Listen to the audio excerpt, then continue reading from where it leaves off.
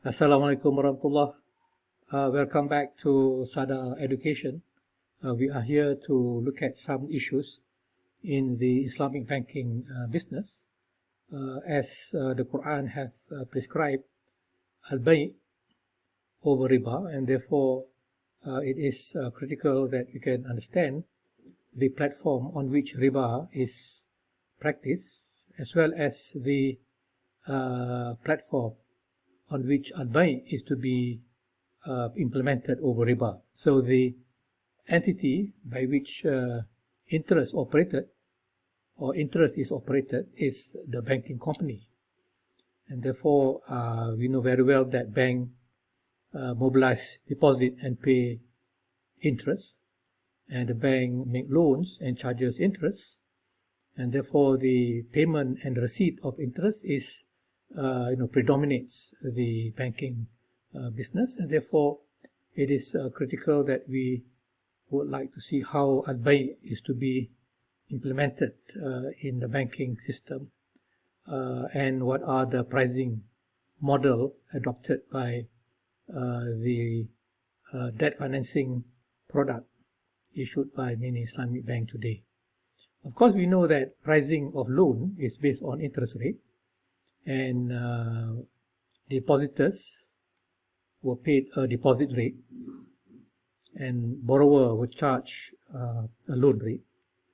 And banks, for example, that intend to look for funding other than deposit, they can go to the interbank money market to obtain liquidity required, because maybe at the present moment it is difficult to mobilize deposit, and therefore the best source of funding or liquidity will be the interbank money market. So this is where we are looking at the OPR, or the overnight policy rate, that we often hear about, especially when many central banking authority were conducting monetary tightening. That raises the OPR, or the overnight policy rate, and this is basically one of the interest rate that we need to examine closely, and how it is impacting the Islamic banking business. But generally, when we look at the diagram here, apart from the overnight policy rate, which is basically the topic of the day, because the policy rate is the rate that bank pays to each other. Banks are not able, some banks are not able to mobilize enough deposit fund to make loan, and therefore they would seek for wholesale funding, that can be made available through the interbank money market, and for which the borrowing bank will be able to make use of the liquidity overnight or during the week, in order to fulfill some of the liquidity requirement. But overall, when we look at the types of interest rate in the bank, we have the loan rate, we got the deposit rate, and then we got the overnight policy rate, as well as the base rate.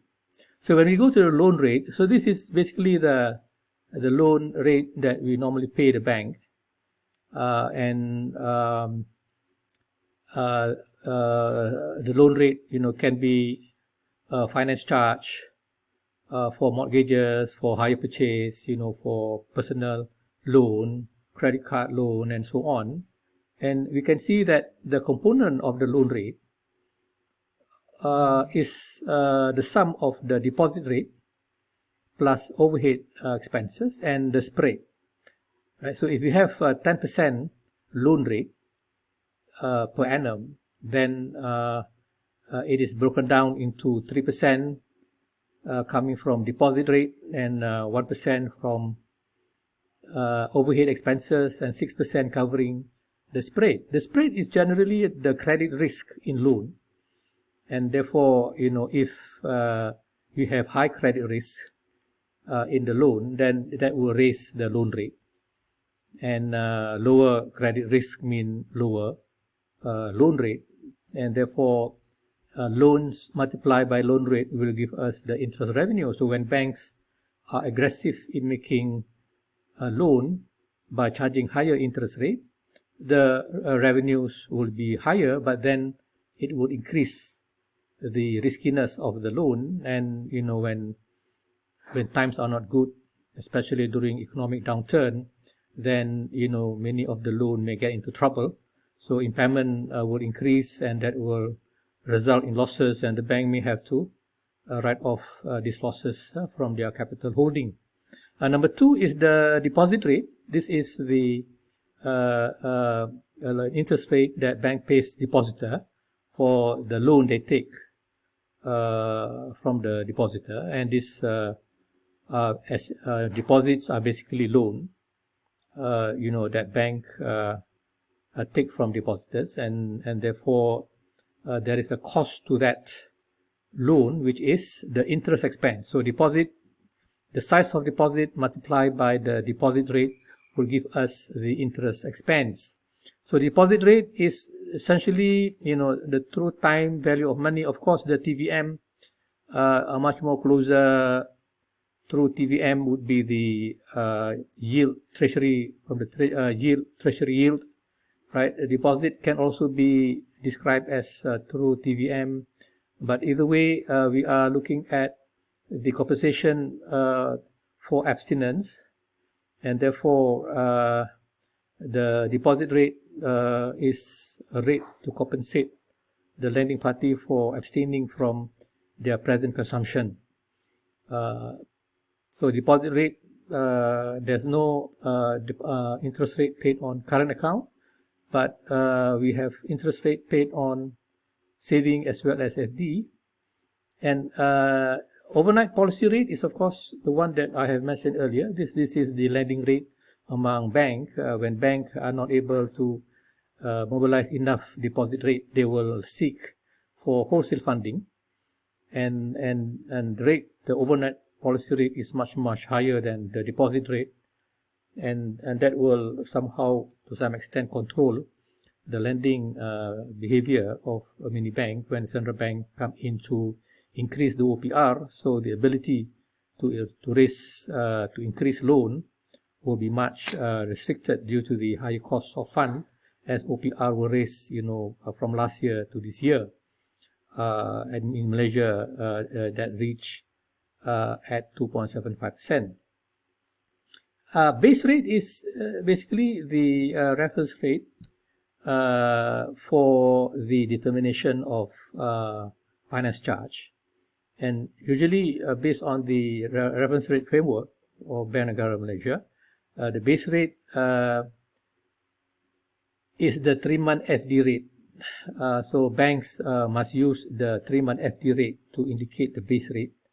Earlier, we were using in Malaysia Kuala Lumpur Interbank Offer Rate as the base rate, but now the central bank would like to see more competition among banks to ensure that they are able to compete well to raise deposit, and therefore the most efficient bank will be able to offer the lowest rate, and therefore that will imply that the bank is able that is able to offer the lowest base rate will be the one that will successfully attract depositors, and therefore are able to make more loans.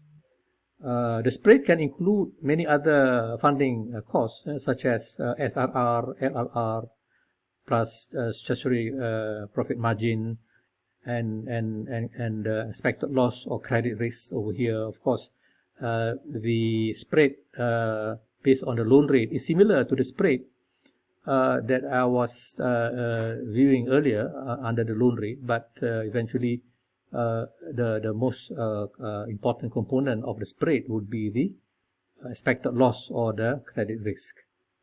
So because Murabaha is debt financing, and therefore there is a price to the debt financing exposure. So the profit rate in Murabaha must be able to explain how it is connected to the various types of interest rate in the market.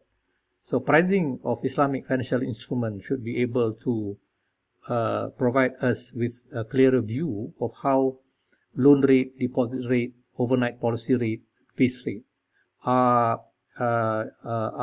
basically associated with pricing of Islamic financial products of Murabaha and Tawarruk, and which I think we will try to discuss a bit more later in our program. Thank you very much. So please don't forget to share and to comment and to subscribe. Assalamualaikum warahmatullahi.